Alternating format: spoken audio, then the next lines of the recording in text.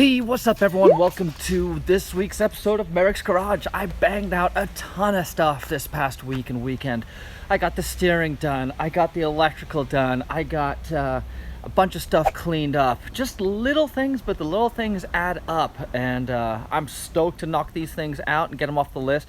My steering was all cattywampus with the wheel being crooked, and I didn't have full lock to lock, bunch of stuff that was wrong with it, so I knew that needed addressing. I had a bunch of check engine lights and battery warnings and all kinds of random stuff that was most likely caused by this rat's nest of wiring off of the alternator. So I cut that all out, terminated it back to the firewall, and started over. And so far so good, no more lights. I also power washed the engine and got it really sparkly and new. It looks great. So I'm gonna show you guys that. Stick around, there's a lot of cool tips and tricks in here, and man, it was long and hard, but it was very rewarding to get this thing almost back to showroom condition. Maybe not the paint, but this should have been an option. They should have given a patina option for the Silverados, I think. It would have been a good call. And one last thing. Don't forget, I have a new Merricks Garage website up, merricksgarage.com. It's gonna have additional behind the scenes details on the videos, what I've done, answer some questions, but I've got my store up where you can pick up these sweet Merricks Garage stickers. Those are good for about 45 horsepower. Put them on, enjoy the new horsepower, and you're welcome.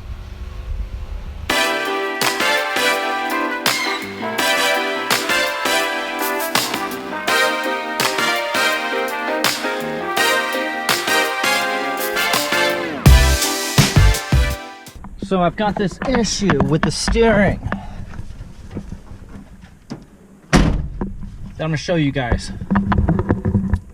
Okay, that's upside down, right? This might be kind of bumpy, but it's better than nothing, right? This is where the wheel wants to be. And from here, I have just half a turn, but 1, 2, I've got way more over there.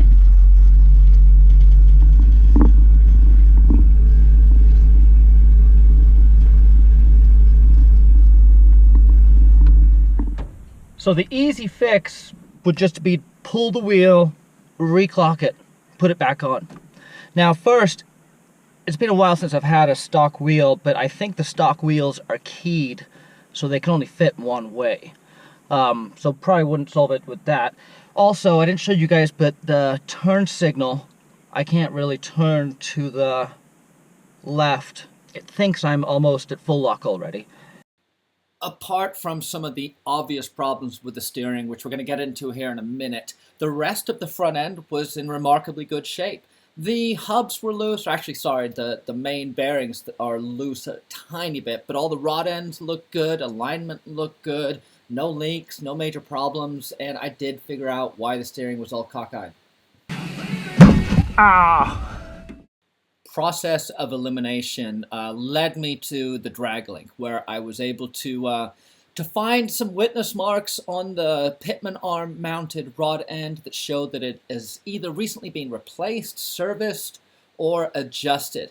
And that is what my problem was. It was off by a good inch or so, which led to the steering wheel not being clocked properly and all other things. So I adjusted that back to where it should be, threw it all back together, tightened it up, went for a test drive, and everything was good.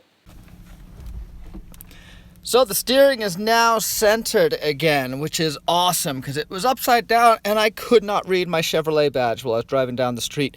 But it's centered, it's working. I've got full lock to lock here. Let me show you that. Let's fire this guy up.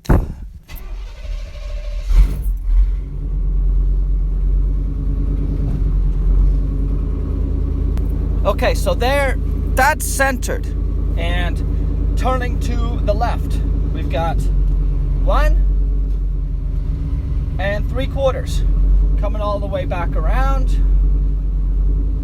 I have 1.5 3/4.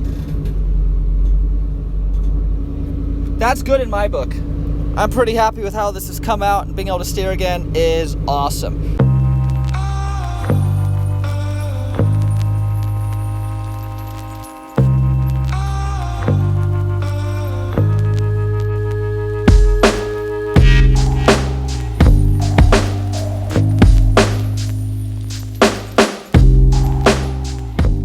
After finding this rat's nest of wiring off my alternator, I knew this was going to be the problem, the cause of a bunch of the issues that I've been dealing with. The check engine lights, the no start, I had a battery warning, all kinds of things. So I stripped out all this hack job and took as many of the wires as I could back to the firewall to figure out where they terminated. Ran them all way back out, nice and clean, routed them away from heat, wrapped them in some wire loom, and added some good terminations on the end, so we've got good connections. The whole engine runs off voltage. Very minor changes in voltage can affect how the engine runs, and when you do not have a good connection, you do not have a consistent voltage, your engine won't run properly. Fixing this all up took a couple hours, but the truck is purring now, and all my issues that I have had seem to have gone away so far. I have had a ton of luck with Simple Green. This is just a 1-to-1 ratio with hot water, really hot water, and I get the engine a little warm. Okay, I've hit it with the Simple Green, let it soak for a little bit.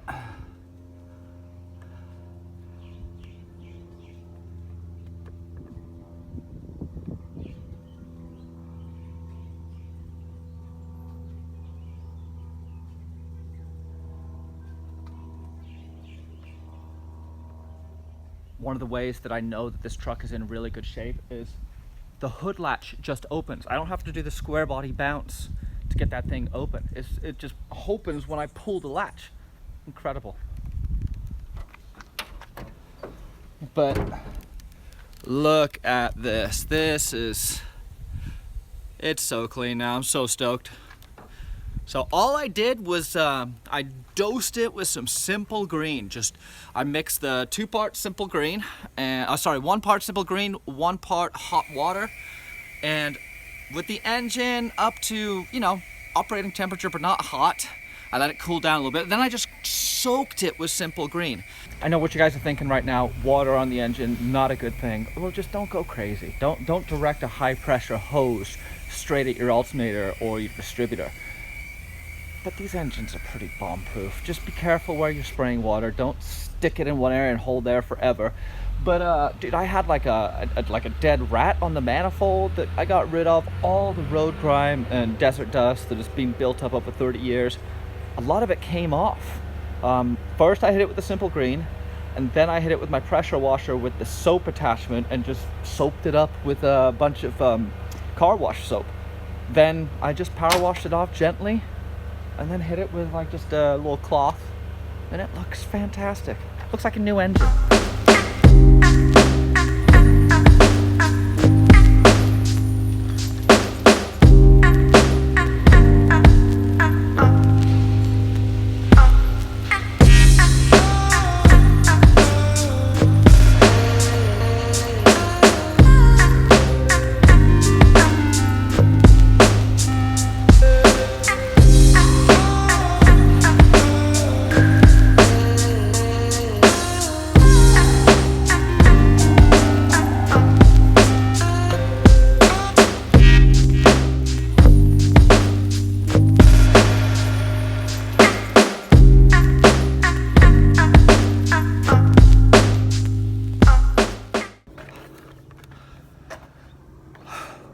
Well, it's been a tiring weekend, but I did get a lot done on the Bourbon this weekend. Let's run down the list. I got the reverse neutral safety switch swapped out from the Blazer to the Suburban, swapped out the rear LEDs, or swapped out 2 rear LEDs for the backups that now work, and I cleaned up all that mess of wiring that was off the alternator. the big thing was the steering and getting the steering wheel centered again. Knowing how my steering was clocked wrong, that led me to know that it wasn't on the column, it was going to be down on the shaft. When I saw that there was no longer a rag joint, they'd switched to a universal. So I knew that was going to be my issue, and then it was just a matter of dialing that in until I had it working out. So steering wheel centered, the wiring's been wrapped up, and I gave it a big power wash. So this was held on with a zip tie, which wasn't great. So I replaced the cotter pin, dropped this arm, and right in here, you're probably not going to be able to see this.